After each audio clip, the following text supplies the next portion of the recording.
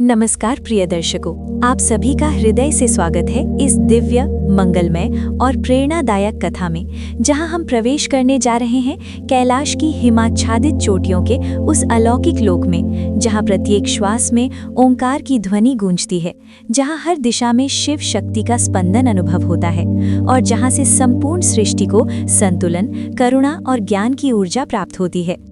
आज हम स्मरण करेंगे प्रथम पूज्य, विघ्न विनाशक, बुद्धि और सिद्धि के अधिपति श्री गणेश की वो अद्भुत लीला, जिसने देवताओं, ऋषियों और समस्त लोगों को ये शिक्षा दी कि सच्ची शक्ति केवल बल में नहीं, अपितु आज्ञा पालन, समर्पण और विवेक में निहित होती है। ये कथा हमें उस पावन क्षण तक ले जाएगी जब माता पार्वती की दिव्य ममता से एक तेजस्वी बालक का प्राकट्य हुआ, जब भगवान शिव के क्रोध और करुणा के संगम से गजानन का नया स्वरूप प्रकट हुआ और जब समस्त देव सभा ने स्वीकार किया कि हर शुभ कार्य से पहले गणेश का स्मरण अनिवार्य है। प्राचीन काल के उस परम पावन समय में जब कैलाश पर्वत की श्वेत चोटियां दिव्य प्रकाश से आलोकित रहती थीं और मंद मंद बहती हिमवायु देवताओं के गीतों को दूर दूर तक ले जाती थीं, उसी पावन धाम में एक बार फिर से एक अद्भुत प्रसंग घटित हुआ, जिसने समस्त लोगों को ये स्मरण करा दिया कि बुद्धि, भक्ति और माता पिता के प्रति समर्पण ही सच्चा वैभव है। गजानन के पुनर्जीवित होने के बाद कैलाश पर एक अद्भुत उत्सव हुआ। देवताओं ने पुष्प वृष्टि की, ऋषियों ने वेद मंत्रों का उच्चारण किया और स्वयं महादेव ने अपने कर कमलों से बालक के मस्तक पर हाथ रखकर कहा कि आज से ये मेरा पुत्र ही नहीं, समस्त गणों का अधिपति होगा। तभी से वे गणाध्यक्ष कहलाए। माता पार्वती ने अपने हृदय से लगाकर उन्हें आशीष दिया और उनके कानों में एक सूक्ष्म उपदेश दिया कि शक्ति केवल बाहुबल में नहीं, संयम और विवेक में भी होती है। इस वचन को गणेश ने अपने जीवन का आधार बना लिया। समय बीतता गया और एक दिन देवर्षि नारद कैलाश पहुंचे। उनकी वीणा से मधुर ध्वनि निकल रही थी, पर उनके नेत्रों में एक चंचल चमक थी। उन्होंने देखा कि कार्तिकेय और गणेश दोनों ही तेजस्वी और पराक्रमी हैं। उन्होंने मन ही मन विचार किया कि क्यों न दोनों के गुणों की परीक्षा हो जाए, ताकि संसार को भी शिक्षा मिले। उन्होंने बड़े ही विनम्र स्वर में शिव पार्वती के समक्ष प्रस्ताव रखा कि दोनों पुत्रों में जो सर्वश्रेष्ठ है उसे प्रथम पूज्य घोषित किया जाए। ये सुनकर कार्तिकेय के नेत्रों में उत्साह की ज्वाला चमक उठी। वे युद्ध कला और वेग में अद्वितीय थे। वहीं गणेश शांत और गंभीर भाव से अपने माता पिता की ओर देख रहे थे, मानो वे किसी गहरे सत्य को पहले ही जान चुके हों। प्रतियोगिता का नियम तय हुआ कि जो संपूर्ण पृथ्वी और सातों द्वीपों की परिक्रमा करके पहले लौट आएगा, वही श्रेष्ठ माना जाएगा। कार्तिकेय अपने मयूर पर आरूढ़ होकर वायु वेग से निकल पड़े। उनके पंखों की गति से दिशाएं कांप उठीं। उन्होंने पर्वतों को लांघा, समुद्रों को पार किया और असंख्य नगरों को पीछे छोड़ दिया।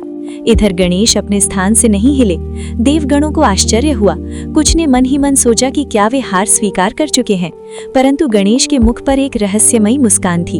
उन्होंने अपने माता पिता को स्वर्ण सिंहासन पर विराजमान किया और पूर्ण श्रद्धा से उनकी 7 बार परिक्रमा की। फिर हाथ जोड़कर बोले कि जिनके चरणों में समस्त लोक, समस्त तीर्थ और समस्त ब्रह्मांड का निवास है, उनकी परिक्रमा से बढ़कर कौन सी परिक्रमा हो सकती है। जब कार्तिकेय विजय भाव से लौटे और ये दृश्य देखा तो वे पहले तो चकित हुए, पर जब गणेश का तर्क सुना तो स्वयं उनके मुख पर भी प्रशंसा की रेखा उभर आई। महादेव ने प्रसन्न होकर घोषणा की कि आज से प्रत्येक मंगल कार्य में सर्वप्रथम गणेश की वंदना होगी और जो उन्हें स्मरण करेगा उसके विघ्न स्वयं दूर हो जाएंगे। इसी क्षण से वे विघ्नहर्ता कहलाए। किंतु कथा यहीं समाप्त नहीं होती। एक बार कुबेर ने अपने वैभव का प्रदर्शन करने के लिए समस्त देवताओं को आमंत्रित किया। वे चाहते थे कि सभी उनके स्वर्ण महलों और अपार संपत्ति को देखकर प्रभावित हों। उन्होंने विशेष रूप से शिव, पार्वती और उनके पुत्रों को निमंत्रण भेजा। महादेव ने मुस्कुराकर कहा कि हम तो नहीं आ पाएंगे, पर हमारे स्थान पर गणेश जाएंगे।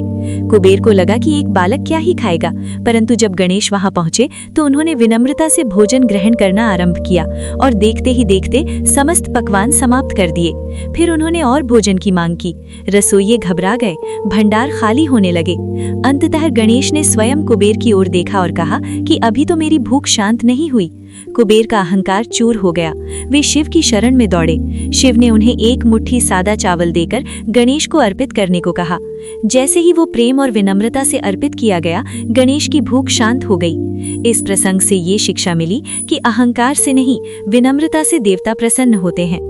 इसी प्रकार एक बार चंद्रमा ने गणेश के स्वरूप का उपहास किया।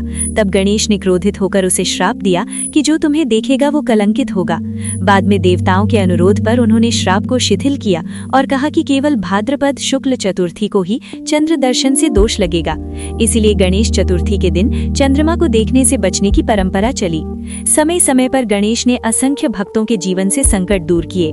किसी के घर में दरिद्रता थी तो कहीं संतान का अभाव, कहीं विवाह में विघ्न तो कहीं यात्रा में बाधा। पर जिसने सच्चे मन से उनका स्मरण किया उसके मार्ग स्वयं प्रशस्त होते गए। ऋषि मुनियों ने उन्हें बुद्धि का देवता कहा, क्योंकि वे केवल बल से नहीं विचार से कार्य करते थे।